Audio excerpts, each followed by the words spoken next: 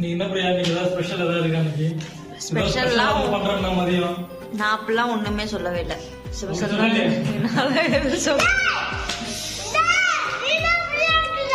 ஏய், உங்க அம்மா அநியாயத்துக்கு உண்மையா இருக்கா? உண்மையிலேயே பாராட்டுறாங்க.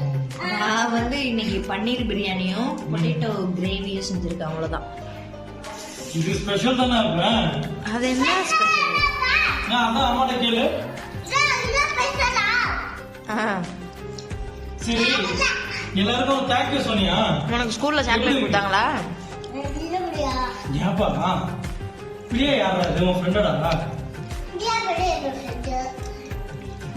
காலையில சொன்னா என்னோட ஃப்ரெண்டு வேன்ல வெயிட் பண்ணணும். யாரா அது? யாரா அது? ஏதோ கயல்விழிங்கிறான்.